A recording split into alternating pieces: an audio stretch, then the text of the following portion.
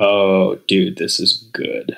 This is really What are you good. seeing? What are you seeing on the radar? I'm seeing California getting rain. Yes. I Yeah, asked my grandma to pray great for rain. rain, and it's Did you actually? no, Oh, but I thought about it. dude, you should We ask should her. call her right now and ask her to.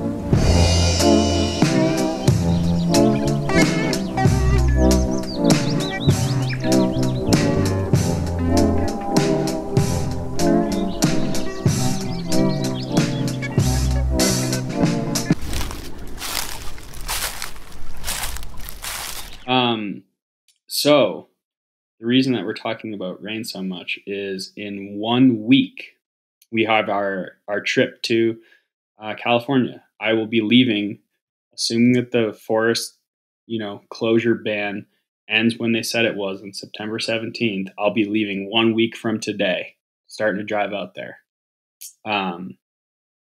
But part of what they said in their statement when they closed it was that the reason they extended the ban through the 17th is because of no expectations for improved weather conditions. And it seems like we've been getting much cooler temperatures, especially throughout Northern California over the last week or so. And we're looking at a significant amount of moisture rolling through the state right now. So I guess that's one less excuse they'll have in their arsenal to keep the forest closed on us. But this is a very positive development. You think these clouds have water in them, or is it just a little shade? Are you looking at it? Well, I'm downloading the app, but I guess I can look somewhere else. So this application actually shows ongoing precipitation. That's amazing. Like the radar hits little raindrops falling from the sky. That's how I think about it. Okay. On weather.com, my homepage is already set to Weaverville. Oh my gosh, overnight, 44% chance of rain. Yeah. And since in California, the forest closures are currently on a statewide basis, while it's good, certainly, to get rain in our particular area, what we need is the state of California to open the forest back up across the state. So anywhere that we're getting precipitation is a good thing because it's making it more difficult to defend a closure on the basis of fire. I mean, we wanted to rain on those fires and put them out. Wow. Okay. Yeah, I mean, we're not worried about those fires from a specific hunting perspective. We selected this particular area because it's not close to any fires. And also, there have been several fires that have burned through here in the last 5 years or so. And that's good, A, because it makes for better hunting, but B, less susceptible to fires again this year.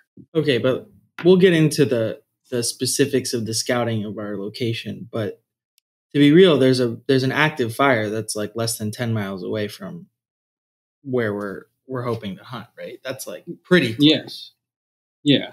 I guess it depends on how you define pretty close. But yes, there is a fire 10 miles away. But I do think that the Klamath is going to stop that. And it looks like they have currently held at the Klamath. Oh, it's a wide river. It's a big river. Yep. And the thing is, you've got a major road. So, getting materials, heavy equipment, manpower, all that kind of stuff to that location to fight that fire is super easy. I feel like one of the biggest challenges they have facing these wildfires is just access, right? How do you get you need a backhoe or bulldozer or whatever. How do you get that out 10 miles into the wilderness? You can't, right? Whereas they can truck all that stuff out here. You draw the line on the highway. Yeah, exactly. I mean, even on the highway, though, that is remote country. And I'm sure firefighting forces are spread so thin right now because there's so many fires all across the state. I mean, I think one of the crews fighting the Monument Fire, which was near Weaverville, was from Alaska. Sure, yeah. So, yeah, but needless to say, the road is a huge asset, right? I mean, the ease of access and the ability to bring in machinery is going to make it a much easier task.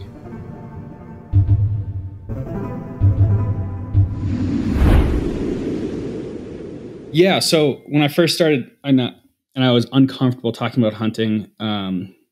I wouldn't talk to people about it just because I didn't want to step on any toes, and I didn't feel like I could like really mount like an adequate intellectual defense for why I hunted. So I wouldn't talk about it that much. But now, I couldn't care less. I talk to people, even if it's just someone I just met. I'll tell them I'm a hunter and tell them how passionate I am about it.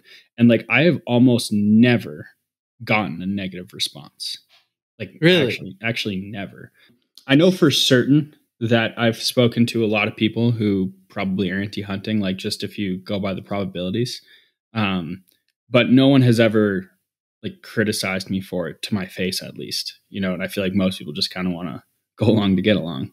And they're also probably not like educated about hunting either. So they feel out of their comfort zone and they don't really offer an opinion. I've never really received any pushback. Yeah, the few people who I've told I'm going hunting for the first time end of this month usually have this kind of like sheepish inward look where they kind of feel kind of embarrassed and want to like change the subject. Very few people are like, why are you doing that? Or want to like really expressing that they want to learn more. Yeah. Unless I'm talking about maybe like hunting a bear, in which case people are like, no, you wouldn't do that, would you? That's the general response I've gotten. And like, that's funny. Yeah. Well, you also probably live in, if not the anti-hunting capital of the world, almost certainly the anti-hunting capital of the United States, except for maybe New York City. I mean, like, and I'm not saying that like in a judgmental way or attaining any value to that statement. I'm just objectively, I mean, where else? Maybe San Francisco. No, I think LA has all of those other cities beat because we have like the kind of Hollywood contingent. And I feel like entertainment industry people like have a really soft spot for animals, like even softer than other industries somehow. Right. There's like some kind of kinship there between like cuddly, cute animals and like stardom. Yeah. And what publicist doesn't like their client, hugging a baby bear? True. That's just a great image to portray. It's the pet the dog technique. It's like a classic movie trope. You want to be likable like animals. Yeah, exactly. So part of me would question how genuine that like pervasive love of animals you say is there among like actors and stuff like that. Or like, what does it even mean to love an animal? Like to donate to the Humane Society, like, or to hunt or like live on an animal and be emotionally and libidinally invested in their survival. Yeah, it's a good question. Okay, but I also think that you'd get a very like when I started hunting, I lived in West Texas, which like every single family has at least one member in it who hunts. Like it's just it's what you do. Yeah, it's just what you do in West Texas. So I think that if you were to go to different parts of the country, you'd be surprised by how different the responses are. Yeah, I'd be curious to learn more about like the regional hunting cultures too. Like I feel like Montana has a very kind of like refined, almost like intellectual hunting culture that's like based off of like its legacy of conservation, like the Onyx people, like they're slick, yeah, they're like high-minded about it and thoughtful, where I don't know if that necessarily would apply to everywhere, and that's obviously not everywhere in Montana either, but I don't know, I feel like there's so many different hunting cultures across there the world. There certainly are. Yeah. And I think that one of the things we'll talk about today is one of the large sort of nets you can cast to capture different hunting cultures in the United States is what we would call Western hunting. And that is loosely defined as working like north to south and east to west. You're starting at Montana, like you said, you're going down to Wyoming, Colorado, New Mexico, Arizona, Utah, Idaho, and then Nevada. And some people would include Oregon in that. Fewer people would include Washington, and even fewer would include California. I would say Really? None of the Pacific states? No, just because the hunting, quite frankly, is not very good in those states. The good permits are extremely difficult to come by, and they're extremely discriminatory towards non-residents. So I think in an alternate universe, those states have a lot of potential, but because of the decisions of those state fish and game agencies, they've largely been crossed off the radar by most what you would call Western hunters. And that's a term you'll hear a lot: Western hunters, Western hunting. I would consider myself to be a big game generalist hunter with a focus specifically on Western hunting. So besides the location in these states and the relative abundance of opportunity, like what does it mean to be a Western hunter exactly? Like, can someone from Massachusetts be a Western hunter? Yes, absolutely. And this goes directly into what we're going to talk about today with respect to e-scouting. E-scouting, as well as application services like Go Hunt, and there's several other application services out there, but Go Hunt being the most well-known and the most highly used, basically provide detailed information on all the different units that you can apply for, the number of points it takes to attain those tags, the desirability of each of those tags, the probabilities of drawing those tags in states where there's a bonus point system or a random draw system. All of these kind of factors have come together over the last 10 years to dramatically increase the number of applicants that these Western states are seeing. So over the last 5 to 10 years, you're seeing a doubling and in some case tripling of the number of applications, and they continue to rise almost exponentially, right? The rate of growth is increasing in number of applicants. The rate of growth is not decreasing. Okay, so I saw this quote on the Go Hunt website on this article that said why 3D maps are critical for Western hunters. They had a testimony from Adam S. and it says, "I am most impressed with the 3D topography. This really gives an Eastern guy like myself a leg up on the terrain that I have never laid eyes on before. Thank you for allowing thousands of hunters like me a better chance at filling our tags." Beautiful. So that's exactly what I'm talking about. So Go Hunter's even like advertising itself as this like conduit for Eastern hunters to like be able to hunt Western lands in a way they've never done before. Exactly. And I think you asked earlier, what does it mean to be a Western hunter? Generally, so why do people want to hunt out West is a good place to start. There's several reasons. The first and foremost being the availability of public land. Most of the public land in the United States, the vast majority, is west of the Mississippi. And so if you're an Eastern hunter, in many states, it's basically you either were born into land ownership, you became extremely rich and you're able to buy land, large holdings of land that are huntable, or alternatively, you can lease land, which again, you're narrowing. You need to be relatively wealthy to lease some of these better tracts of private land for hunting privileges. Or you can try to rough it on the very small amount of public land. And so the levels of congestion that you see in Eastern public lands is it would boggle the mind of a lot of Western hunters, right? Because you've got huge metropolitan centers with millions of people, even if hunter participation rates are relatively low, just because of the sheer volume number of people who are trying to access that same, 600-acre parcel of public land makes it incredibly crowded. So a lot of those Eastern hunters now, with the tools that are available today, such as Onyx and Go Hunt, you kind of use those in conjunction with one another. Go Hunt to figure out where can I hunt, what tags can I draw, what tags do I want to draw, and then Onyx to specifically figure out, once you've got that tag, where do I actually go. they've been able to use these tools to essentially say, screw this, I'm never going to be able to buy land. I don't want to lease land. I don't have the money for that. And I don't want to go fight with hundreds of other people on a tiny little tract of public land. I'm going to go out west and I'll have huge, vast swaths of public land.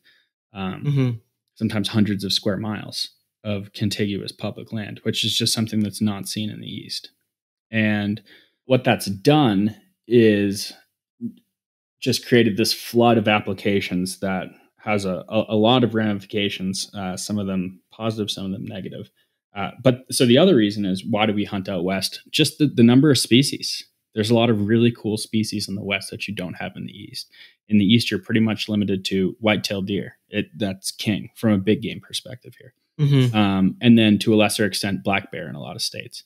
But in most of those eastern states, you're talking about very thick forests that makes hunting black bear spot and stalk almost impossible. It renders it effectively impossible. The only way to effectively hunt bear in many eastern states is to either bait or use hounds. I mean, in a lot of cases, when you're banning baiting or you're banning hound hunting, what you're doing effectively is banning bear hunting. So yeah, that's Western hunting in a nutshell. So that makes a lot of sense. The Western lands are just like more productive and offer more opportunities. And so now with the boom in e-scouting, a lot of these Eastern hunters are able to go out west and hunt more easily. And where previously they might hire a guide service or something like that who has local knowledge, now they're able to explore the terrain from the safety of their dining room table for months before they even enter the field for the first time. And so I'm new to e-scouting. I've never really experienced it in the context of hunting. So I'm just curious to get into it with you and to like see like what actually we're able to learn and like what it affords, what it offers us, like in terms of getting to know the landscape that we're going to go hunting in. I've used Onyx a little bit, and it's been really cool just to even observe the fires in Northern California right now and to look at the property lines around where I live and where I was traveling a bit this summer. Yeah. And so I've experienced a little bit of the layers, but I have no practice in the skill of like really, really digging into the various applications that it could be used for. So like what's possible with e-scouting? Like why do you even e-scout really? Well, okay, so let's even back up one step further than that, I think. Okay. To maybe someone who is not a hunter or is brand new to hunting, they might not even know what we're talking about with respect to e-scouting. Do you think you could address that? And I'll maybe chime in. Like what are we even talking about here? Okay, so e-scouting, from my perspective, is basically an attempt to learn as much as you can about the unit that you're hunting in and kind of chart out various like vantage points to glass. Using what tools? Oh, using what tools? Okay. What is it? Yeah. I mean, so far you've just told me about Onyx, right? Which is an app that you have on your iPhone that sort of integrates satellite imaging with various other kinds of layers, such as like histories of wildfires, property lines. The biggest one is public versus private land. That was the breakthrough that Onyx made. It is hard to overstate the enormity of that breakthrough, because previously these public lands, you either had to know just because you knew the local forester, right? This is why residents had such a huge advantage over non-residents, is they might know the local forester, right? A lot of these people in rural areas, they went to grade school with the local forester or the local game warden, right? And they know where the public land is. Oh yeah, you can go up on the hillside, no problem. You couldn't just use a map or something? There were maps, but paper maps are difficult, right? It takes a skilled eye to be able to use a compass and a paper map to understand precisely where you're standing at any one given point in time. Totally. I mean, just the idea of like you being able to watch yourself walk around the wilderness, no matter if you have cell service or not, seems like a completely radical like situation, and a radical change from having to constantly like triangulate where you are on a map with the compass. Like, whoa. Yeah. So what Onyx did is they So a lot of this, these land boundaries, they used to be stored in a file cabinet somewhere in a national forest office. And if you wanted to figure out where the boundary was, precisely, you need to go there. Or if you wanted to figure out where various private property lines were, that would be in a local courthouse. And so what Onyx has done is digitized all land records in the United States.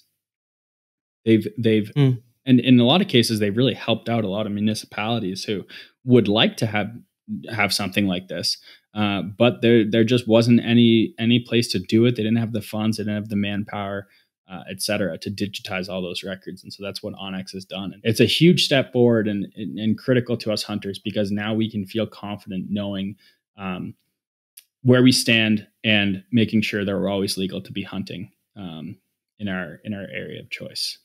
It'll be interesting to see what other uses arise from this onlining of the data. Yep. So what they've done since then, we're going to talk about e-scouting, right? So we've talked about you're able to look at satellite imagery, which is critical.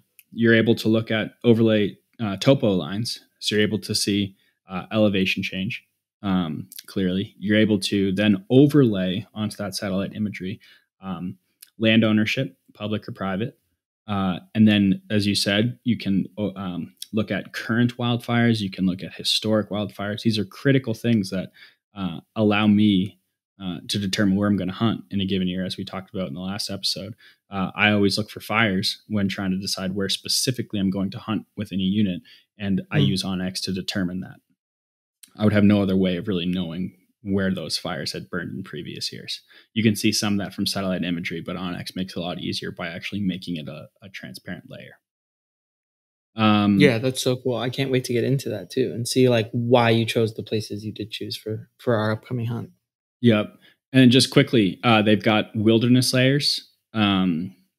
People, use the word wilderness a lot, but whenever I use that word, what I'm referring to is federally designated wilderness land. Each wilderness designation is actually an act of Congress, and it has to pass the legislature and get signed into law. And what that basically means is that it's permanently protected from natural resource extraction, very, very limited commercial uses, no motorized vehicle or no motorized access. I don't think you can even run like a chainsaw in a federally designated wilderness area. So no motors. And yeah, so that is very important for what we're going to be talking about today, because I'm limiting my hunt area to just wilderness areas. Specifically, the reason is because we don't have a souped up truck, a jacked up truck, and we don't have an ATV, right? So if we're hunting outside of a wilderness area, we're going to get we're going to be at a disadvantage relative to other hunters who do have those tools, because they're going to be able to move their way through those units much more effectively than we will be. Whereas in a wilderness area, everyone's limited to just burn and boot leather, right? And that's going to be our strategy to get separation from the other hunters. We're going to have an old beat up F-150 and 4 legs. Yeah, yeah, exactly.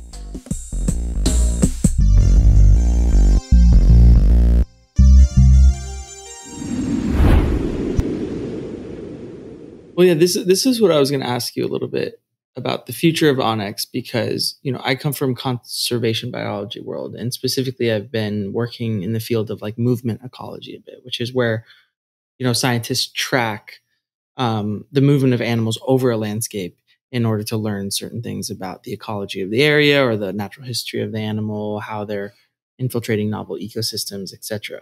How much of that is migration core? How much of that is on a migration basis versus just a normal daily life movement? Oh, it's both. Like tracking movement within a core area, or tracking movement from one area to another, depending on season. I mean, migration is certainly a huge topic of movement ecology, right? Like, why do certain animals migrate? When are they leaving their breeding areas to go to their summer grounds? What are the cues that cause them to begin their migrations? Is climate change affecting that? Like, migration is a huge area of movement ecology, but also people are asking questions about home range size and interspecies interactions and foraging time. there's a million different questions you can ask by knowing the location of an animal. But one really sort of common strategy is like to have the movement tract of an animal is sort of useless unless you know the substrate through which they're traveling, right? Like it doesn't really make much sense to just have a movement sequence on an XY axis with no other information. So in conservation biology, a lot of people use what's called LiDAR. And have you heard of LiDAR at all? I have. Yeah, Might it have to seems refresh sort of my memory on it though. I mean, it seems sort of like what you were saying with the crops, right? It's basically just like laser spectrometer shot out of a plane that's flying over vegetation, and through measuring the reflectivity of the laser after it hits the ground and goes back up to the plane, all sorts of things about the sort of complexity of the foliage on the ground and also the topography of the area can be measured. Things like the canopy height, the density, even the area of like the leaves in a given area, right? So so all sorts of things basically, so you can understand the forest structure of the area. And then once you know the forest structure, if you have data about like presence, absence, and population numbers within that area, you can kind of correlate like what forest structure will provide for what species and do like massive sort of biodiversity surveys of areas that you would never be able to cover on foot or just be too expensive or too time consuming. So I'm curious whether Onyx has those layers, right? Like if they will in the future, where not only will you be able to see like where past fires burned or whatnot, but you'll be able to see like, oh, here's a line where the coniferous forest turns into like a scrub oak forest at this particular altitude. And that might be a good place to hunt because we know a given species sort of moves from the coniferous forest to the scrub oak at like this time of season or whatnot. Like, do they have that kind of fine grained detail? Late October in Colorado. No, for sure. That I think I was riffing on that from what you were telling me about the mule deer last week. But I'm just curious, does Onyx have like layers that give you accurate descriptions of the forest structure and of the species, vegetation and the species? Yeah. I don't, if they do, I haven't seen it. I don't think so. Interesting. Yeah. Like you said, there's definitely, I mean, they continue to roll out new innovations every single year. The big one this year is 3D. They had a 3D capability last year, but it really was kind of glitchy and you couldn't have the layers superimposed upon the 3D image. Whereas it's been a complete breakthrough this year. I mean, their 3D now is absolutely outstanding, which is just an enormous.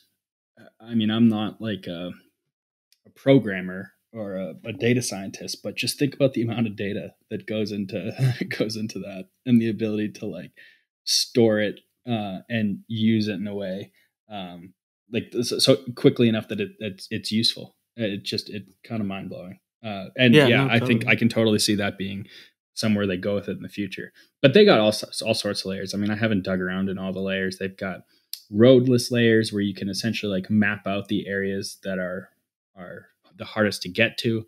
Shout out to Rocky Mountain Elk Foundation, the group that I'm heavily involved with. They have a layer in there for all the areas that Rocky Mountain Elk Foundation has conserved, protected, or transferred into the public domain. Sweet. All sorts of stuff like that. Yeah, Rocky Mountain Elk Foundation, they've protected 8 million acres. So I'm sure if you turn it on anywhere you're looking, you're probably going to find something pop up for that RMAF layer. I know you've done some work with them, sort of tearing down dilapidated or old barbed wire fences that prevent the movement of game. Yeah, exactly what you're talking about. Have you used it for that? Yeah, I definitely used it when I was out doing the fence work. Just like so that there's kind of two aspects to OnX. One of which is e-scouting, which I understand we're going to focus on mostly today, which is from the comfort of your own home. But then it's also enormously useful in the field because you're able to, again, pull up all of those images and your phone will essentially track your location within that landscape in real time. And so when I'm out there doing fence poles, for example, for RMEF, I've always got my OnX going just to make sure that I'm aware of where I am at all times. It's a safety thing. If I ever got in trouble, I'd know how to get back to the truck or get back to the group, whatever. Can you riddle me this? Why can I know exactly where I'm located at all times, but I can't make a damn phone call? Um, you might have to call Apple about that. I actually heard that Apple's going to be introducing like an emergency sat call feature, but every phone has a GPS in it, and had for a very long time, like a And that has spatial nothing to do with GPS. and that has nothing to do with like cell reception. That's I just think like like being to two-way space. communications is like a different satellite, you know, Mm, like it's a totally yeah. different feature. Like one thing most people will be able to relate to is like, have you ever, for example, let's say you're going up to Northern California, and I'm sure there's certain places where your connection's kind of spotty. Mm-hmm. You don't have great cell service. And let's say the first time you go up there, you set your Apple Maps, right? You use your directions and you drive through those areas that are kind of spotty. If you look down at your cell phone, you'll see that your location is still being tracked and you're still following your path and it's still Mm, able to register your directions. Have you ever thought totally. about like how come my phone's working for my navigation, but I don't have any cell service? It doesn't make any sense. That's something I certainly thought about. And then if you refresh the map, you're screwed. If you close out of the map, you're screwed. But as long as you don't do that in your Apple Maps or when you're doing your navigation, you can go through huge areas of no cell service and continue to use your navigation. It's that same Mm. functionality that's running within Onyx. Wow, I can't wait for a future in which you can make a call from anywhere, anytime, and see where you are anytime. Like that, like the bleeding edge of all this Is it great though? technology is. Are you sure you want that? Are you positive? I don't even know what my own desires are anymore. Like it just feels like an inevitability. No, So I guess there'd be positives and negatives, but I think it's worth stepping back and taking stock of those negatives as well. I mean it's true. I do appreciate moments where I don't have cell reception. Yeah.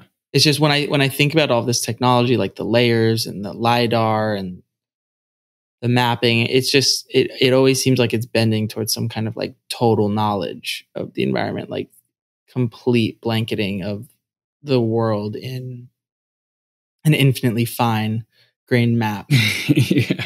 where there's no longer any mystery. Yeah. Like I was thinking about this earlier when I was reading into Onyx, like how you were saying like all of this, the technology of Onyx has allowed all these Western hunters to go into Eastern hunters to go into Western lands and hunt areas they previously had no knowledge of. I would call them Or Western weren't really hunters from the East. Western hunters from the East. Yeah. Okay, interesting. But I was just thinking about this, like, that's a story as old as time, right? Like colonialism basically happened because of the astrolabe or whatever that tool is called that allowed like navigators on the sea to understand where they were. Wasn't it astrolabe or something like that? Astrolabe. I said lobe. Astrolabe. That sounds right. But, a lot of these spatial technologies that allowed people to orient themselves, Onyx, Yeah. what's Onyx's slogan? It's know where you stand. Like a lot of these technologies that in like the 15th century allowed ships to know where they floated on the ocean is like what propelled all of these ships across the Atlantic Ocean to the quote unquote new world. Yeah. And that's sort of what we're seeing in miniature here, right? With all of these Western hunters from the East now suddenly inundating these Western lands with tags and whatnot. It's just like once you have knowledge of a space, you can't help but go there and try to discover it, master it, tame it, hunt it, whatever you want to call it. Or you don't have that 1% of nutcases who's like, you know what? Like, I'm just going to fucking sail. I'm just going to sail west. And everyone's like, dude, you're crazy. Yeah. But there are those people, but that's such a small portion of the population. And as awareness of that area over there grows, a higher and higher and higher percent of the population are willing to go over there. Mm-hmm. That's all to say that mapping technology is the seat of all power. Yeah. Like if you know where you are and you know where you're going, like you're in a good spot. Yeah. For politically speaking. Well, it's really shaken things up from a Western hunting perspective because you used to be able to draw a lot of these permits relatively easily. This is the downside. This is the dark side of that. It is getting incredibly difficult to draw Western permits. Right, there have always been like kind of your elite permits that take decades and decades to draw, or you're likely to never draw. But what we're finding is even the middle tier and the lower tier permits are now taking a couple of years to draw, and the number of years it takes to draw those permits is increasing every single year, because these permits are allocated according to the carrying capacity of a landscape, the health of a given herd, etc., by local biologists who are overseeing each of those herds. And so if you don't, it's kind of like, you're increasing the demands on a landscape without increasing the productivity of a landscape, and it's going to become scarcer and scarcer, right? You can't just increase tags in response to that increase in demand. Supply remains fixed. Totally. And so as a result, they get harder and harder to draw. And so in most Western states, do local hunters have some kind of edge in getting tags because they're from that state, or they just have to? They do. Okay. Every single state has some form of resident preference. And so in most cases, when you talk about these tags getting harder and harder to draw, that's from a non-resident perspective. If me and you were to go apply in Idaho together, or Colorado, or Wyoming together, we would both essentially be competing against each other and not against a Wyoming resident for that one permit that we're after. Whereas if we were to apply in California for a limited entry permit, you would not be competing against me. I would be applying with competing against other hunters from all over the state, and you would be competing against your fellow Californians for that permit. So where do you stand on this? Like, I'm curious just to hear what your opinion is. Like, obviously this technology has opened up so many opportunities, but one person's freedom is another person's constraint. And now all of these tags are being slammed by Western, Eastern hunters. Like, do you think it's a net positive, net negative, or, is it somewhere in the middle? I would say that it's somewhere in the middle. Yeah, I would say that there's a lot of positives and a lot of negatives. That's important to keep in mind. Like one positive right off the bat, like you could tell your buddies in Los Angeles, why is this good? So in every single state, like for example, when I applied in California, I bought a $150 hunting license, right? You're seeing this huge flood of non-resident applicants. A lot of them are never going to draw a permit. So in all you got scammed. We're not even going to get to go hunting. Yeah, in all these states that I apply in. So for the audience, I apply in every single state west of the Mississippi, with the exception of Oklahoma, for every single species in all of those states. And so I'm spending thousands of dollars every single year. And all that money is going into conservation. I'm giving that money. I'm not getting anything in return. Those are all in application fees. Oh, wow. So you're not even guaranteed to get any of those tags. Each of these states are making tens of millions, in some cases hundreds of millions, just on application fees. They're not even giving out any permits, right? And so all that money, like there's been so much work that's been done. As an example, you talked about studying the movement of species across the landscape. What we found in the West is one of the biggest constraints on deer and elk populations are, particularly in areas where they migrate. So not the desert states, the mountain states. All these species are going to have a summer range in the mountains, and they're going to have a winter range down in the flats.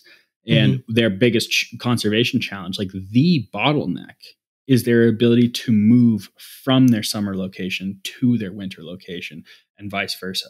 So instead of taking, a certain number of dollars and spreading it out across the landscape such that the impact in any one given area is very small, what they're able to do is take all of those resources and maybe focus it on 600 acres. Right? Exactly where those species are migrating across the landscape. Because oftentimes these migration corridors are very tighter than a lot of people would expect. In some cases, they're a couple hundred yards where you've got hundreds and thousands of animals moving through that one point in space to access their winter or their summer range. All of this research, the money that goes into funding the conservation of those areas, buying that piece of land if needed to protect that migration corridor, is being provided by hunters and fishermen. And in these Western states, they're getting a huge windfall in dollars from this increase in applications from non-residents trying to acquire permits in those states. So that would be an example of something that's very positive about this recent trend and increase in Western hunting. Let me think some other positives, right? You're increasing hunter participation. this is another thing that I kind of have mixed views on, but from a popular perspective is that in a lot of states like California, right, you're seeing hunting rights being attacked year after year on various fronts. And the thinking is that if you're able to increase hunter numbers, all hunters have friends, they'll talk to their friends, they'll vote themselves, right, and just try to make public support for hunting more widespread, right? If we shrink and shrink and shrink and become less than 0.5% of the population, we're going to lose our rights. Whereas if we can continue to maintain or grow our numbers and advocate for ourselves intelligently, it's much more likely that we'll be able to continue doing what we love to do further into the future. So this is kind of an existential crisis that I don't fully understand, but I'm starting to get the sense of, is that like hunting is a culture in decline, even though that might not necessarily be true everywhere. There's like a general worry in the hunting community that like hunters are dying out, that this culture is being passed on to younger people. Yes. Yeah. Okay. So that's an opinion. I would say that among most people, there's a consensus that is true. I think in many cases it's worthwhile to be skeptical of consensuses. I think, but what you said is that it's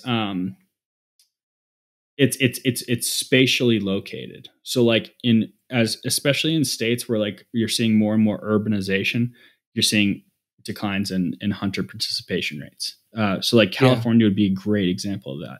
I think less than 1% of Californians buy a hunting license every year. Same with states like Massachusetts, Connecticut, right? What would be like another example of a state like that? Those are probably like some of the states where that those trends are the most highly pronounced. And I would say that in those states, you do see more and more and more restrictions on hunting rights, or in cases like California, almost an all-out ban on hunting, and an effective ban, if not an outright ban, with the closure of the national forest. I guarantee you that could never happen in Wyoming. During hunting season, closing the national forest, they would burn down the fucking Capitol building. Right? But you've got hunter participation rates in the 20% in a state like Wyoming. Really? 20%? Yeah. Everyone's got a family member who hunts. That's in amazing. Texas, if they were to close down hunting for the beginning of hunting season, I mean, there would be revolution in the streets. And this is sort of an aside, but I was just in Wyoming recently, and a friend told me, two friends who are married told me about their wedding elk, which is like an elk they shot like right before the day before their wedding. And then like the bridesmaids and the grooms were all basically just like processing the meat like the day of the wedding. It just felt like, if that's your situation in Wyoming, if hunting culture is that, that's what you do. Yeah. Yeah, that's what you do. You shoot an elk the day before your wedding and like make it part of your experience of getting married. That's so cool. Yeah, I bet I would like those guys. They sound like cool dudes. Yeah. So yeah. And one of the reason I went into all that is one of the positives about the increase in Western hunting made possible by the ability to do things like e-scouting using OnX, is that it is almost like a counter to that longer term trend, right? We've got this hot new thing that's available to more and more people. Someone who might have previously quit hunting because the regulations in their state have become too onerous. Maybe they can't afford to lease land anymore. They would have just hung up the gun, maybe sold it down the local pawn shop. Now they're applying in Colorado, going for an elk tag, right? So it's kind of a counter to that long-term trend. So there's a lot of positives that come with that. I don't think e-scouting is a pleasure in itself, or could be, regardless of whether or not you're scouting some distant land or somewhere near you. Like I know people who just are obsessed with Google Maps and like look at it all the time and love the satellite feature on it and love looking at the topography, and they just kind of like fly around on it. Yeah, it's just so fun. I love it. No, there's nothing better for me than like a Friday night. Like I might order some Grubhub and just like look at play with OnX for hours. OnX and chill. I love it. Yeah. Yeah. And you know what's cool about it is like because I apply in all these states, I'm usually going to pull out Onyx and look at the unit that I'm going to finally pull the trigger for and apply for in Idaho or New Mexico or Arizona or Nevada, California. I've like learned so much of the country. If you were to like rattle off like a national park or a prominent national forest or a national monument, like I'm probably going to know where that is. Like I've probably scouted it. Like I've noticed that. I've noticed that just in our few conversations we've had about like topography. Like when I was in Wyoming this last summer, you were like, "Where are you?" And I told you, and you're like, "Oh yeah, I know that. That's like blah blah blah, right near the Beartooth." And I was like, "Whoa, you're really on it." Yeah. So it just like building like an awareness of like this country we have, and like how it all lays out. It's cool. Yeah. But there's also downsides, right? Like, it's getting a lot harder to draw permits, which sucks. Like it just sucks. We have this thing called point creep, which is essentially, you look at a permit, it took 3 points to draw it last year. I should say for the audience, a point is something that fish and game agencies will give to you when you're unsuccessful in applying for a permit. So I want an elk permit in unit 35. I don't draw it, but they give me a point for that 1 year that I was unsuccessful. And every year you're unsuccessful, you get a point.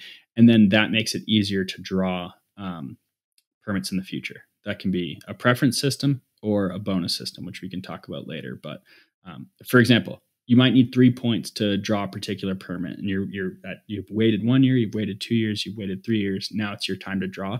You go ahead and apply for that. Now it takes 4 points. And that there's no worse feeling than that.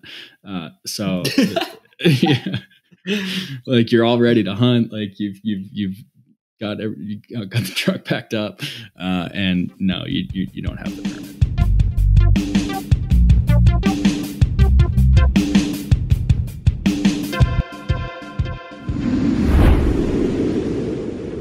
Do you wanna dive into looking at the map? I would love that. But first, I'm curious about whether or not we can share the details of where we're hunting. Because last week, when I even just shouted out Siskiyou County, I think I'm pronouncing that right, Siskiyou County, you were like, don't say that. Don't tell people where you hunt. The first rule of hunting is you don't tell people where you hunt.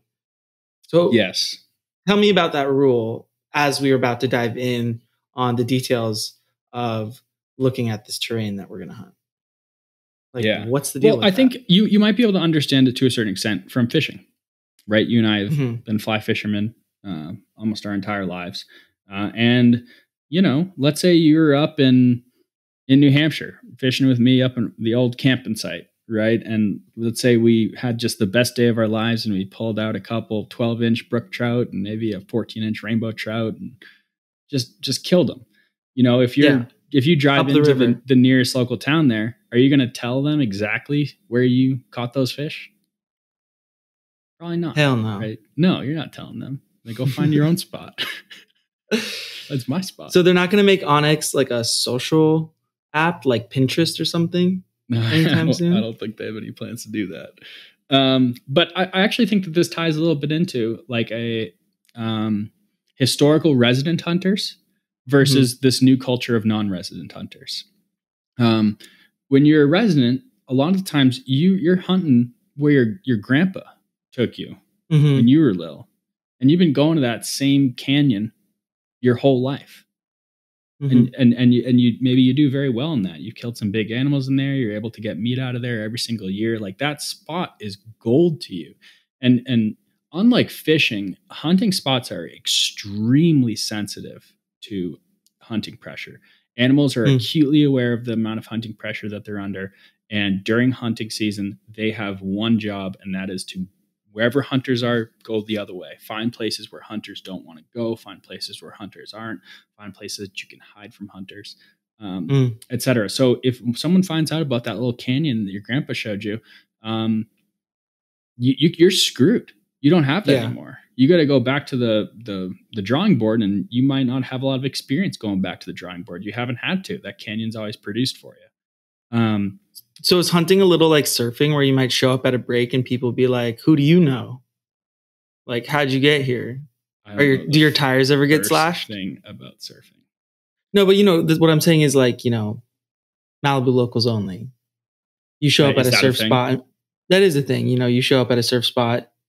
I think it used to be more of a thing before like bullying became not cool anymore. But like, You just there whip really out your cell was. phone and turn on the video camera and say, "What are you going to do Yeah, about exactly. it?" Exactly. But I mean, is there a culture in hunting of like locals kind of being Yeah, aggressive or like pushing people out or saying like, how did you get here? Like, how do you even know about this place? there is. There is. That is, yeah, it's a part of this larger conversation about resident versus non-resident conflict, or even Yeah. resident conflict. Like I guarantee you, these people up in Northern California, how much do you think they're going to like to see an LA hippie like yourself up in their spot? Wha- I blend in. You'll never Yeah, know. you'll never. But right, like yeah, there's totally a culture like that. I would generally say that like most of the time, hunters are pretty cordial towards each other. Yeah. At least all the experiences I've had, but there are certainly bad experiences in any group of people. I don't care. You're talking about, you know, prison inmates or priests, right? There's going to be good ones and there's going to be bad ones, right? And Yeah. hunters are no different than any other group. There's good ones and bad ones, but most of them are good, and I've had mostly good experiences. Okay. So we're looking at this unit here, Unit B. Yep. So as far as I talking mean, about it's spots, I actually, I said that because that's kind of my gut reaction. That's the culture, is not talk about where you're going. yeah. But I kind of I reject appreciate that it. because Ooh. I consider myself to be a traveling hunter, right? I hunt wherever I draw the best permit. I apply in every single state for every single species. Wherever I draw, I'm going. I don't have a canyon that Grandpa showed me. I don't have a spot. I just go wherever I draw and have to fit and figure it out all again. So, and especially when you're talking about like traveling non-residents, right? In most cases, we're never going to go back to the same spot, and we're all kind of in this game together. And I think it's good for us to try and help each other out. You wouldn't go back to the same spot? I've never hunted the same spot twice before. But is that because it's hard to draw a tag in the same place twice, or you just want to see new terrain? Both. There are some honey holes that I've figured out, but they almost like, and sometimes they cease to become interesting to me. Like if I know that I can just like shoot a deer, like walking out in this field on opening day, like on one hand, I like to do that because I love the meat, as we've talked about earlier. But I have coworkers who hunt, and I could just ask them for some of theirs. Like I could go to the grocery store and buy meat that tastes almost as good. It's like a part of it is like the experience of it, and I like trying to figure new things out, and I like seeing different parts of the country. So this kind of feels like a more general societal trend between like a traditional way of returning to the same spot every year for whatever reason, and now like the Airbnb-ification of life, which is just like you go to a new place every time you vacation, stay in a new house every trip. And it's just like an app that just connects all of these different locations. Like, why would you even need any local knowledge at all when you can select a house from an app or find a hunting spot from an app or go on swimminghole.org and, or whatever it is. It's just like local culture is, maybe we can say generally, like the idea of it or the strength of it is like in decline somehow, as like all of these apps allow people to descend on localities from above and just know so much about it already. Definitely. I mean, it ties almost like directly into like the political division in the United States now. Like you used to have like really liberal Republicans and very conservative Democrats, whereas like now, like, because you'd have like a local newspaper and that's where people got their information. Whereas now, like everyone's reading CNN and Fox News. So like a Democrat in Montana is now associated with a CNN talking head, and a Republican in California is associated with Tucker Carlson, Yeah. Whereas more cosmopolitan. Yeah. But anyway, so I'm willing to talk about where we're hunting now. I probably won't use names of like specific like mountains or rivers, but we're going to be hunting in the Siskiyou Wilderness in Northern California. The reason that we're hunting this specific spot is because we're going to hunt the Trinity Alps Wilderness, but that was closed due to fires. We were forced to call an audible, and we chose this area because there aren't really any fires anywhere. or in it. Based on Chase's definition of the word near, there now is a fire near it. But I think there's a creeping red glob on the bottom right of our screen here. I think we're still pretty safe. I feel safe. Yeah. So the first thing that I'm gonna do when I look at this, I'm gonna generally outline the area that I'm interested in hunting. And in this case, I've outlined the wilderness boundary. So I've gone to my map layers here. One of the first things I did is under hunt section, you have got wilderness. So when I turn that on, you can see where the Siskiyou Wilderness is. That's the designated wilderness area. According. And did you have to draw that line, or could you just like select the wilderness area? I drew that line. Yeah. The reason that I drew this particular line and focused on this north section is all of this has been burned within the last 5 years.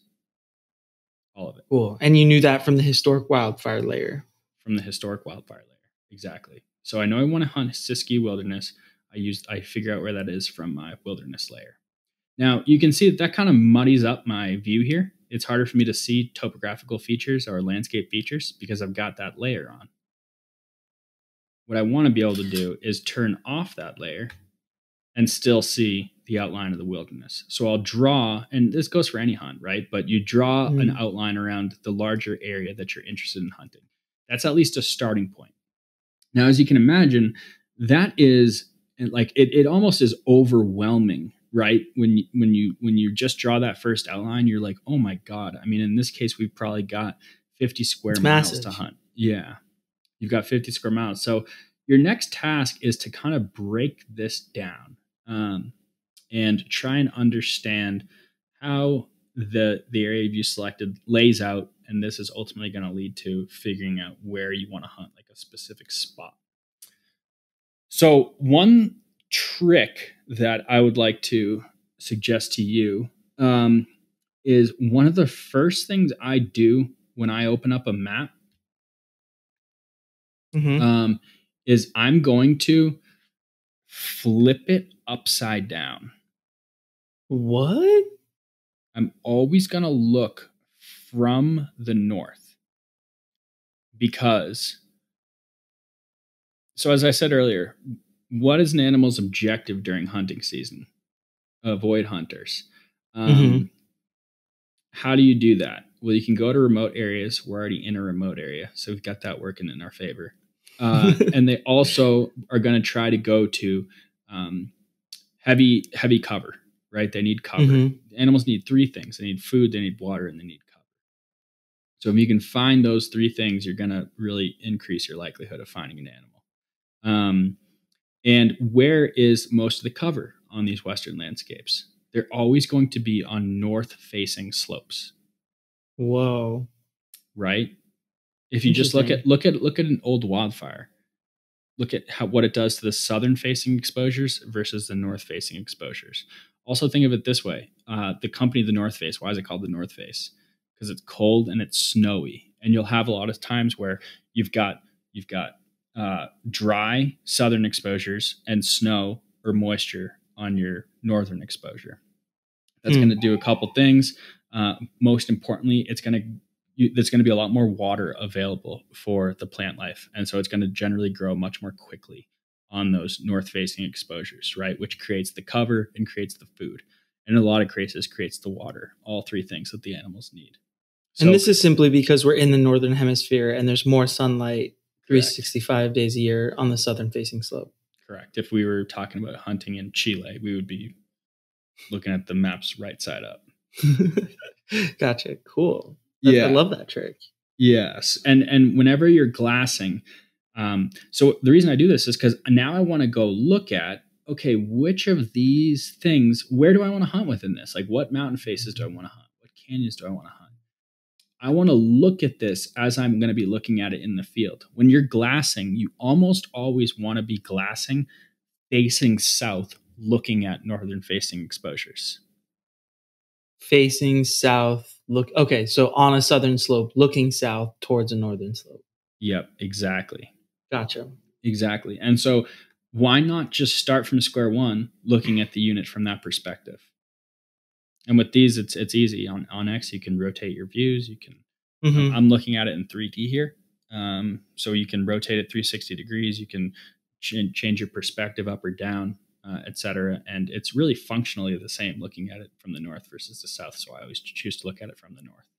It's incredibly disorienting, though. Like it's just so funny how habituated I am, and we are to looking at maps with north up, south down, yeah, east right, west left. Like to switch it upside down, I feel like you just totally like shook my world. But yeah, I'll adjust. You get used to it. Okay, so what are all these points? So the points. The reason you drop a point, I drop points in this particular map for 3 reasons. Access points. I want to be able to really quickly see wherever I see yellow. I know I probably can get a truck there. So then I can figure out where I can hike to. What's my range? So what do you consider an access point here? Where I can park a truck. Got it. Yep. Like a side of the road, or like a national forest parking lot, or like what are these places? No, just just side of a road.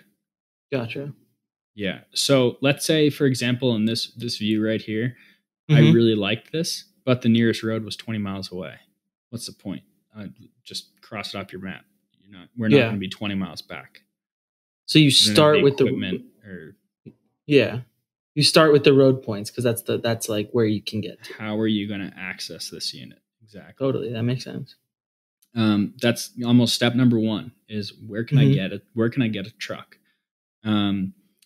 Step number 2, and I think probably the most important step, and I think in many cases it can be overlooked, is just trying to understand how the landscape lays out.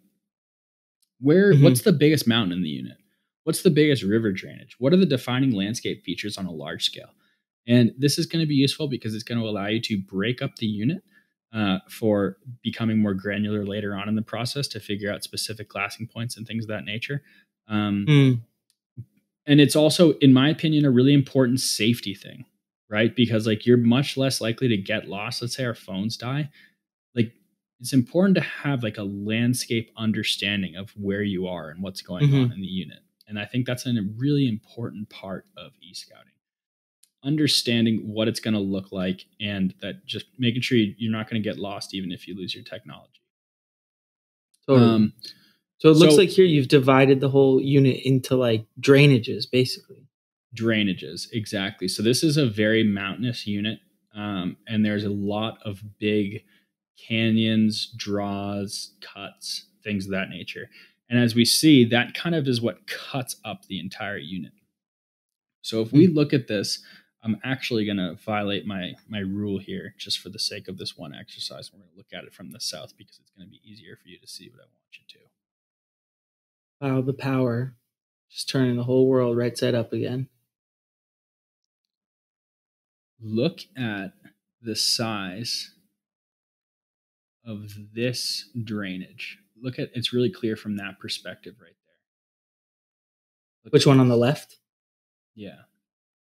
Yeah, it's big. It's like, you see that? It seems like wide too. It's like almost, I mean, this is 4 miles across. That's 2 miles. This is 4 miles across. This is a gigantic canyon. A gigantic landscape feature. And as we rotate this around, you can see... Oh, it splits. It kind of splits, but the main channel, look at how this cut, again, this is 3 miles across right here. It goes all the way up the entire unit. So like going through this just real quick exercise and looking at this feature, you realize that you've really almost got 2 different units within what our larger outline for the Siskiyou Wilderness. You've got this river going through it, and you've got everything to the north east, and you've got everything to the southwest. You've got 2 units now that we've broken that up into. And really, just this gigantic cut in the middle. Look at all of these different streams and tributaries that are feeding this one massive river in the middle. What is that river? Can you say? No, we said we weren't going to say rivers. Yeah. Okay. You see what I'm saying? So how do you imagine? Yeah, no, I see it for sure. But then, I'm trying to see how it's actually divided here. So you have this like one kind of like central, very large drainage here, and you have all these glass points that are kind of working their way up the drainage on either side of the river. And then, so that's one kind of subunit, and then this other one is on the northeast side. Is another one up there? So yeah, so There seems to be like more than two, though, right? So what we're gonna do? There's several, but do you see how what I've outlined here is almost like one contiguous feature within the landscape in a larger scale? Mm-hmm. This Yeah, right here. no, I see it. So then what I'm going to do is start to differentiate what are the other contiguous landscape features that branch off of this one larger feature. And what you notice is like, look at what we have right here. Like this is like a set aside discrete area of land here. Look at this. Yeah. It's another kind of mini drainage that forks off the main one. In my mind. Well, no, it feeds the main one. Everything's flowing down like this. Yeah, feeds it. Yeah. So I kind of separate that in my mind to where, okay, look at it from that perspective. This is its own thing. Yeah. And the way I look at it is that's a day of hunting, right? In this little block. I was going to ask that. So in this block, I see 3 points that have the little binocular on it. So it's like there'll be 3 spots you want to glass in this kind of like sub drainage. Exactly. And so what I'll do then is, so now I've isolated a block of land that is a day's worth of hunting. The next thing you do is say, okay, how am I going to hunt that block of land? And in order to do that, you've got to figure out first where your glassing points are. So you can see, look at this, Chase. Look at how sick this view would be right here. And look at all north face, north face, north face, north face, north face, north face, north face. Oh. All of this, we've got eyes on all of these different north faces. And look at also, do you notice it's all burned? I couldn't tell that it's burned from this. How do you know it's burned? Just look at the layer. You can see like the shadows. Well, no, everything here has been burned because of the layers. That's why I selected it from the larger lens, larger. Okay, got it. But this is like the actual image of the landscape that you can see. Yes. And do you see how like this isn't green? It's like gray. Yeah. And you can see like little pockets of foliage. See that little pocket of foliage right there? Yeah. That's a little thick piece of foliage. That's going to be probably like something you'd look at midday when the animals are bedded down and trying to essentially hide. And then they're going to creep out into this at like, for example, in the late evening, right? And they're going to start feeding and all of this stuff, which has recently been burned and is now going to be kicking off new shoots and new growth. This is the grocery store and this is the bedroom. Totally. Right. What's interesting about this view to me is when you were describing the north-south face, I was thinking, okay, there's a mountain. You can glass the one north side, and you would prefer to glass that side rather than the south side. But what I'm seeing here is like we're looking like down a canyon, and there's a bunch of mountains that are kind of and like ridges that are like extending downward towards the river. And so there's a bunch of north sides that are all kind of like layered as you look down this canyon. So this is a really good hunting spot, right? Because deer love ridges like this. There's a lot of reasons that have to do with wind patterns, thermals. This type of layout provides deer a ton of protection. All these little cuts are going to create all these little minor bedrooms, and then the more exposed places are going to be all these little grocery stores. You know what I mean? So like, love these. We call these like finger ridges. All these finger ridges coming down off of these create all these little pockets of habitat that all could hold deer. So like, if will they just travel up and down the ridges? Yeah, they'll travel up and down. They might go down. What was the third thing they need? We see right here, they've got bedding, they've got food. Down here, they've got water. So they're going to come down and drink at some point in the day. They're also going to move slightly as the day goes on, based on how the thermals change. So, you know that warm air rises, cold air sinks. Well, in the morning, the cold air is going to be sinking down this valley or this canyon, right? And so there's going to be one particular bedding area that's favorable for them in the morning because they'll be able to smell like that. So deer use scent as their number one defense mechanism. And they're always positioning themselves on the landscape so they can smell essentially their blind spot. Whoa. Yeah. So cool. Yeah. So they're going to position themselves based on the thermals so that the air is always moving towards them. Exactly. They're like, a great example would be like, let's say here in the morning, right? They have a cliff on this side. So they're not worried about anything attacking them from the cliff. Nothing could get up the cliff, but they can smell anything coming from this side. So they're protected here and they're protected up here. Wow. They're protected from 360 degrees.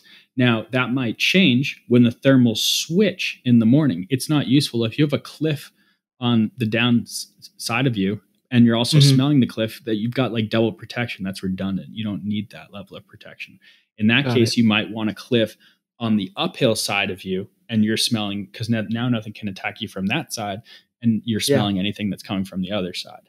So as the day progresses and those thermals switch in the mid morning and late evening, the deer are going to be repositioning themselves on the landscape based on those thermal patterns. I mean, that's a perfect example of why I'm so curious to try hunting. Is it just like, in order to do it successfully, you have to like attune yourself so sensitively to like all of the micro interactions in the space with the weather and the topography and the river. I mean, it's really already just so exciting. It's exciting me to even just imagine being in that space and being just like so cued into what's going on all around you. It's it's cool. Very cool. It's very cool. And I know that you'll appreciate that part of it.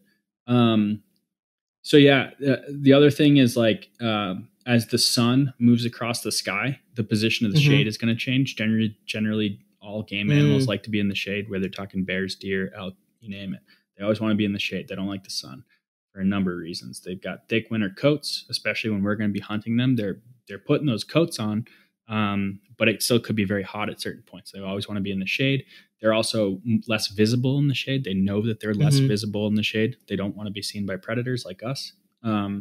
So they're always going to try and be in the shade, and the pockets of shade are going to move as the day goes on. So they're going to be repositioning themselves constantly in this landscape as those shade pockets move. Can we glass in the shade too? Winds. Yeah. So you want to look in the shade. You want to. No, but we'll be in the shade too, right? Like literally, not where we're looking. Ideally, yeah. But remember, we're going to be sitting on a southern exposure because we need to be looking north. Yeah, gotcha. You can bring an umbrella if you want. But yeah, I mean, you're generally going to want to be as comfortable as possible when you glass, and if you can find a place in the shade, that's always best. Unless it's November, in which case you want to find this place in the sun.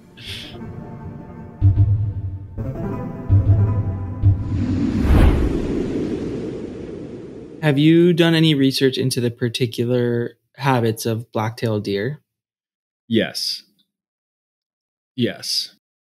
So are you thinking about that like right now as you're mapping this out? Yeah. So generally speaking, like black-tailed deer are one of the most, if not a lot of people would say the most difficult animal to hunt in North America. Whoa. Just because their patterns, they're extremely reclusive. They're very shy. They also live in a landscape where there's a lot of food. So they're not necessarily compelled to go out and take risks to go eat. Like in a lot of other places, like, sure, you can hide up here and starve to death, or you can go out there and take a risk, but at least you won't starve to death this winter. Totally. They're forced to go out there and make themselves vulnerable. In a lot of cases, these blacktails aren't. They're very quick to go completely nocturnal, in the sense that they do not move during the day.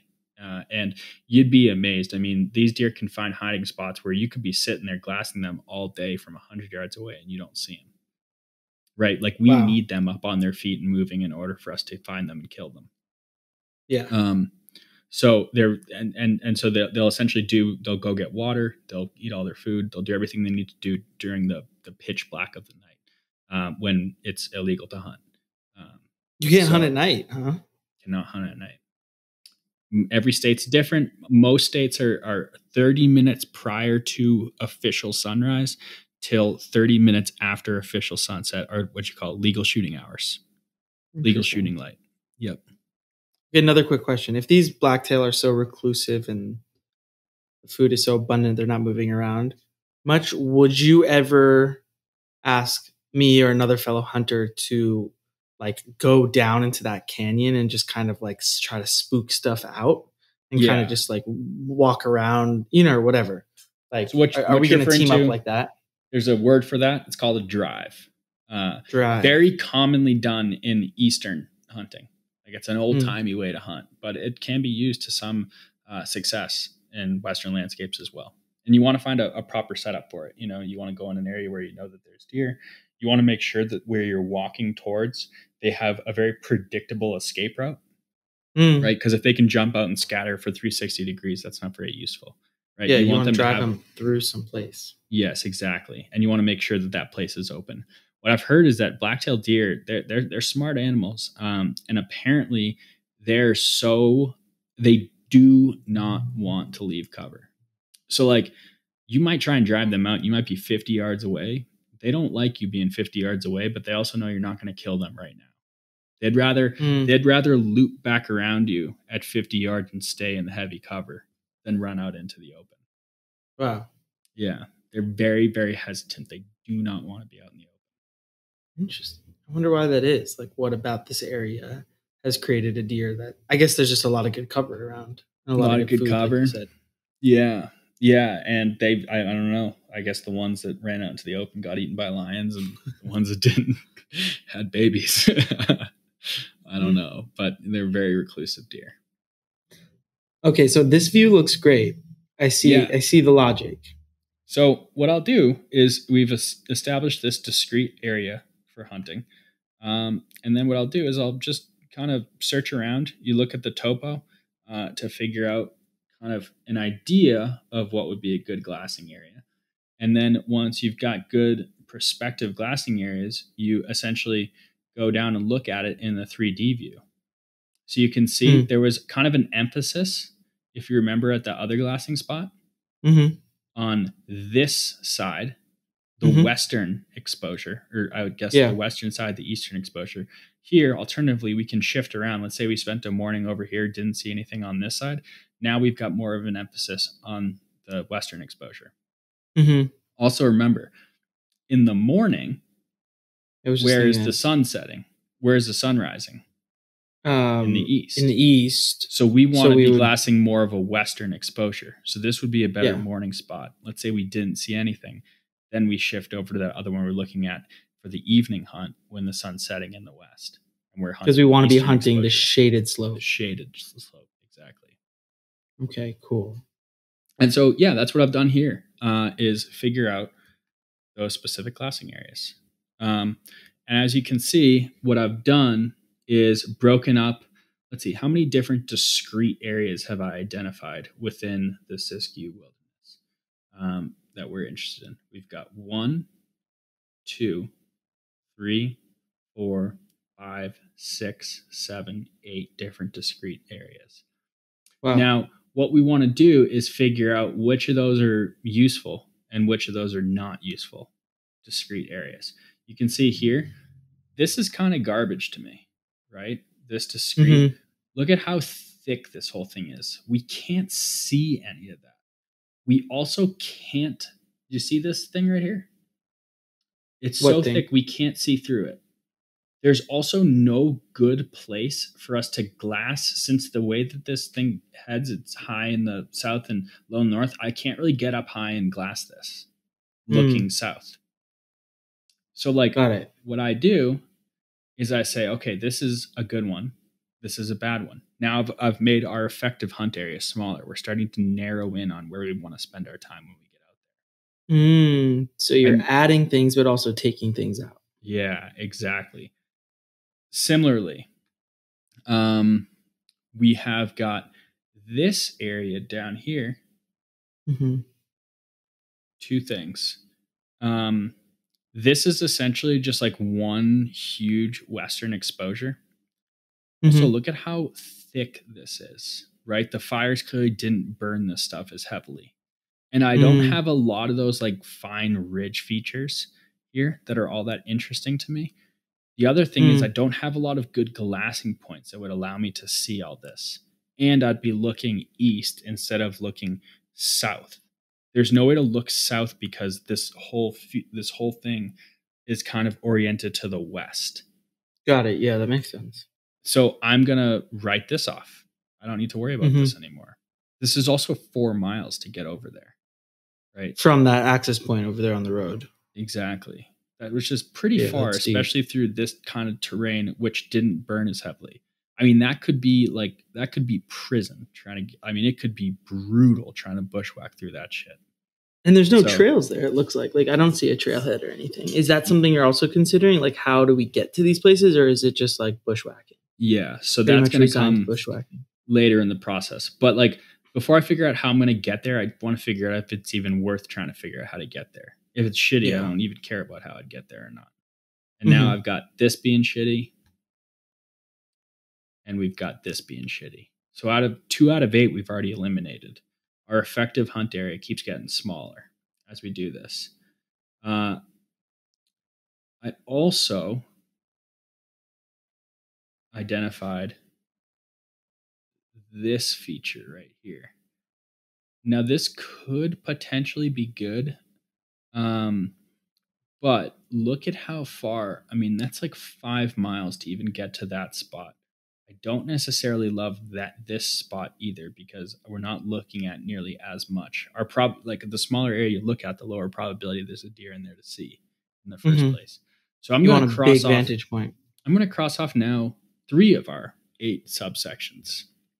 And so, not to make this boring, but that's the process I'm going through. And as the area keeps getting smaller and smaller, our hunt gets easier and easier because we just need to hit up those spots. And as I go through this process, I'm looking out for 3 things. I'm looking out for glassing spots, like specifically where would you go hunt? I'm looking in this case for saddles, which are a huge landscape feature that are really useful to hunters. Anytime that a deer wants to move across the landscape, especially in a mountainous area like this, they're always going to prefer to go through a saddle because they're going to be expending much less energy trying to get through that particular location. So, so these marks are saddles, these like turtle looking ones. Yeah. I don't know about turtle, but they're... Well, what is that? What is that design on them? It's like a pinch point. Oh, okay. Oh, got it. I see that. What you see here, for example, this is a good one. You've got this mountain up here. You've got this mountain up here. You've got this drainage going this way. You've got this drainage coming down that way. Any deer that wants to go from this drainage to that drainage is going to come through right here. So like, I don't need to know about the whole landscape. I just need to focus on that area right there, and deer. So would you glass from either of those 2 peaks on each side of the saddle? Yeah. So that would be what would be considered more of an ambush setup. So when you're talking about those big glassing spots earlier, that would be considered a spot and stalk hunting technique, where you're essentially looking at huge areas of land and trying to pick out deer and then formulate an attack plan to go in and kill that deer. This is a totally different strategy where you say, I don't need to look at everything. I'm just going to isolate a very small piece of area, and I'm going to sit there and wait for something to come across, and I'm going to shoot it. Right? Got it. Yeah. No, I see that. So it's useful to have those areas pre-picked out so that you know if you're close and things aren't really working out for you, it can be a pretty deadly strategy.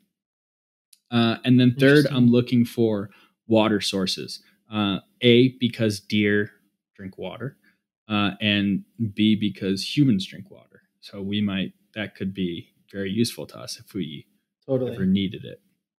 So we have these rivers, but then about camping. Yeah. So there's these rivers, but then there's also these water droplets that you've pinned. Are these little lakes, or what are those? They're little lakes. Yeah. So it's possible that these rivers could be dry because of the drought conditions. right? And we're going to be hunting there in True. September. It's been almost the longest it's going to be all year without any snowpack to feed those. A lot of them are probably spring fed. And I would imagine that like this larger river is probably going to hold some water, but there's no guarantees that any of these others are going to. Whereas I'm confirming with satellite imagery that there's water in these lakes.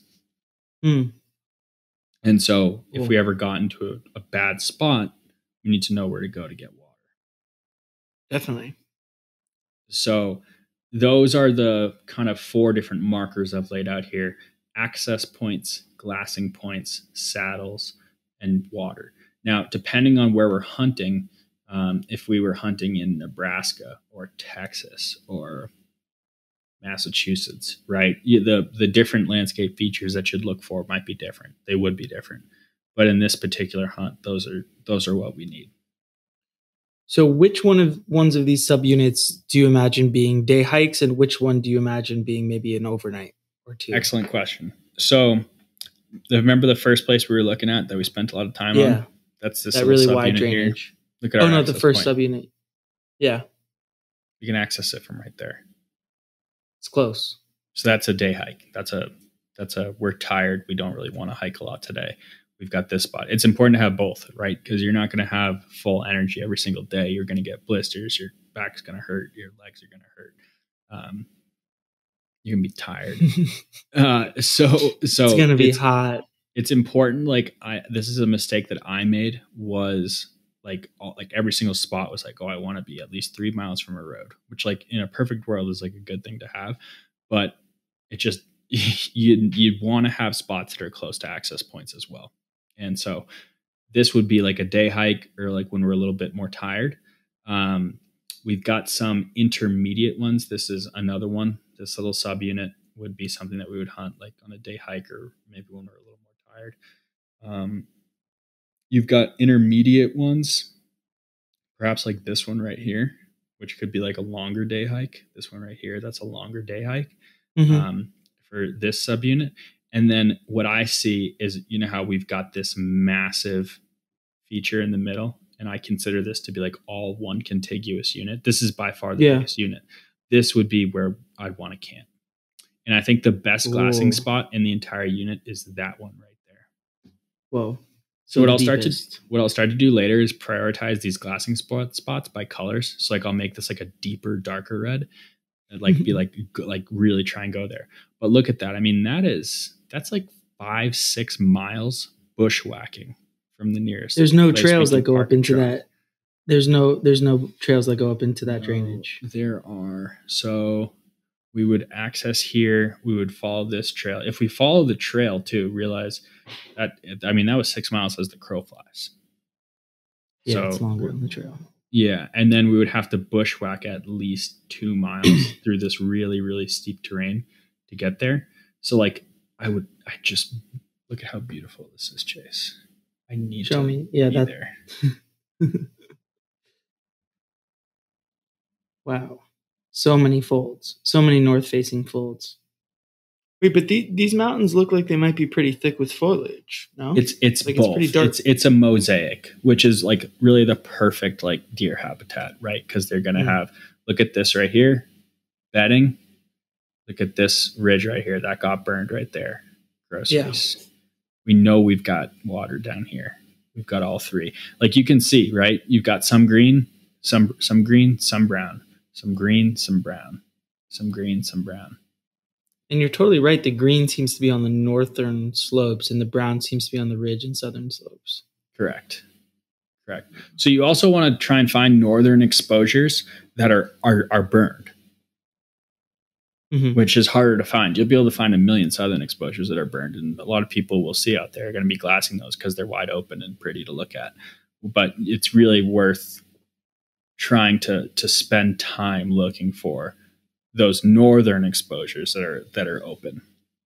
I'm curious if we'll see any other hunters out there. Like this is so remote. Like this is like 2 hours on the highway without cell reception. Well. Like, I know that doesn't seem that remote, but the nearest city is like 3 hours away, 4 hours away. Yeah. Of any size, like with a grocery store. Yeah. So, I mean, just look at everything that we can see from this. Yeah, I mean, like, this is like epic. a similar view to that first thing we looked at. But, like, if you were to look at the scale, well, just the scale, like that earlier thing we were looking at was like a half mile across. This is 4 miles across. From so are you here? It's like 4 miles. Are you thinking about the range of the shot too here? Yeah, that's a secondary concern. We need to find deer. Mm-hmm. But like from this vantage point right here, like no, we're not shooting from here. This isn't a kill spot.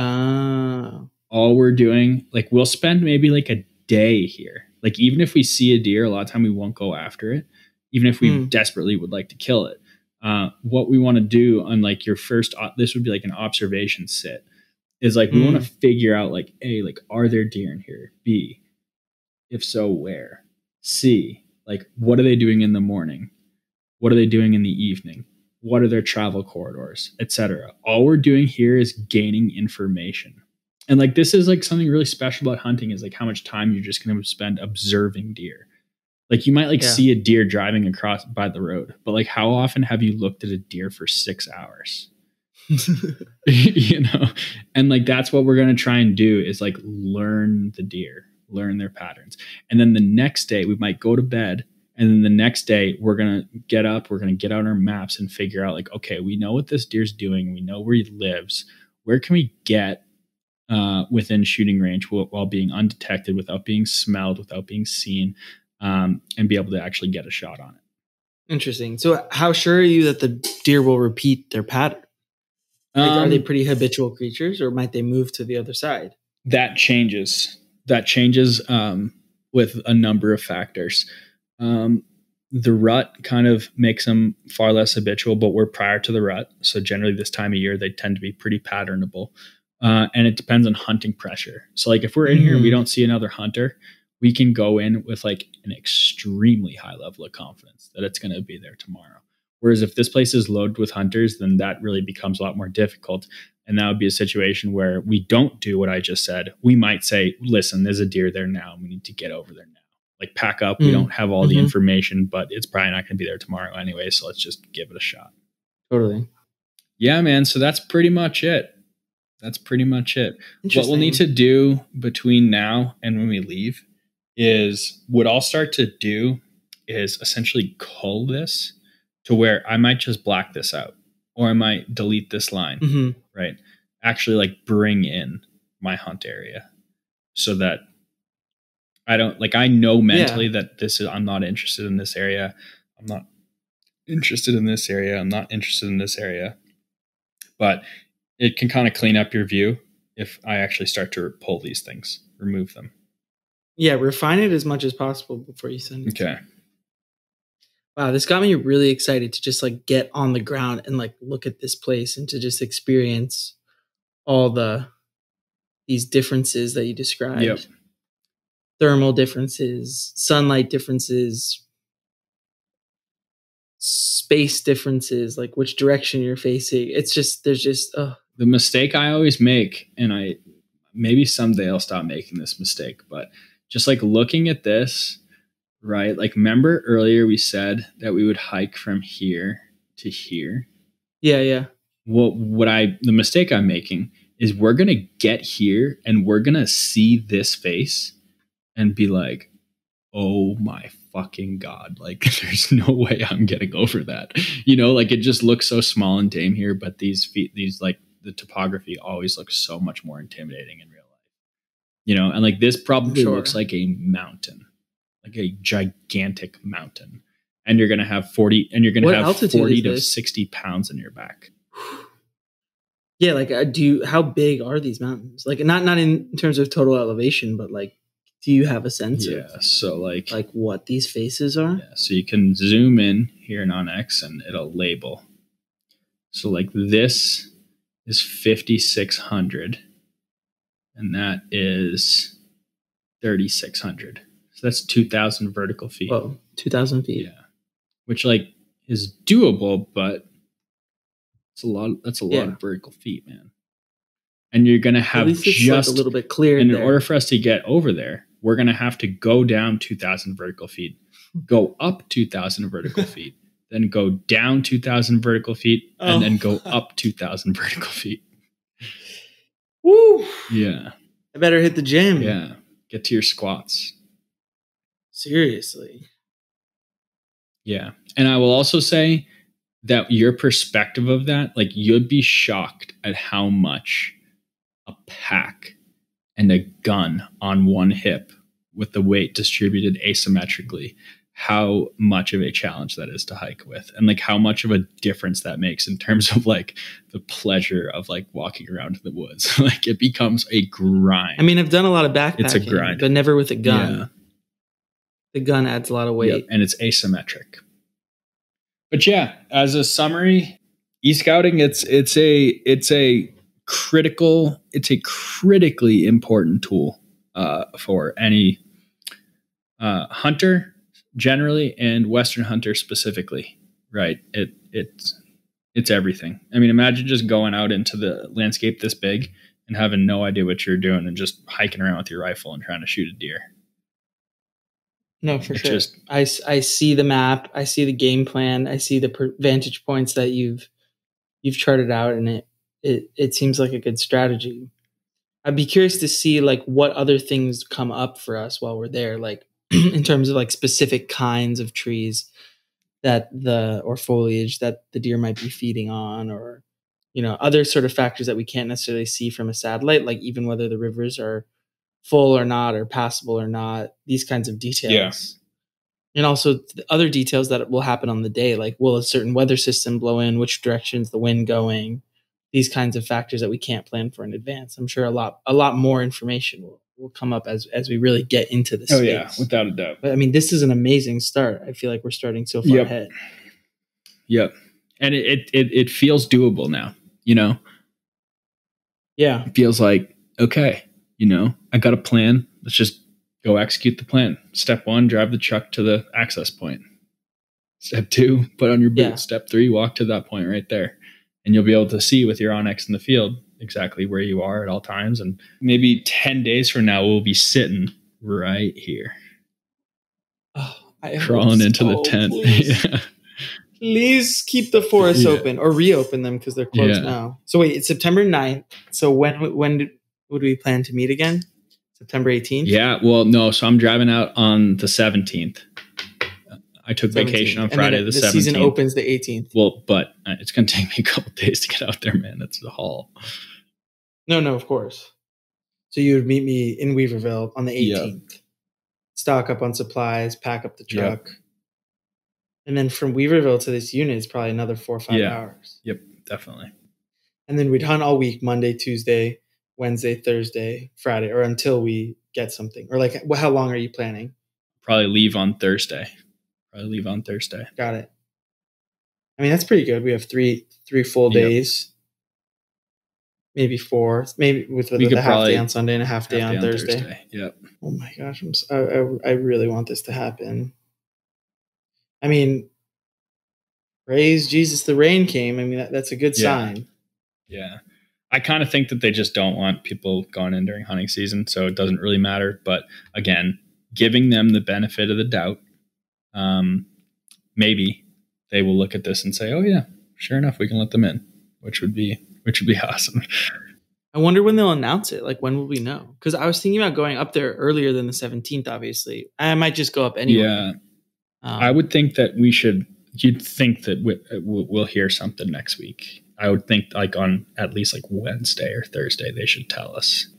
15th to the 16th. If it's set to expire on the 17th, I would think common courtesy, like maybe tell us a day or two before.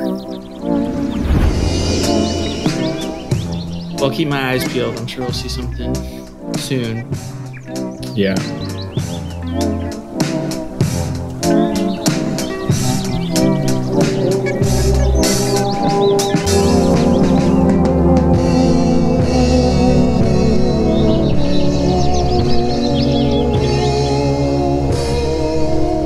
Got some good material.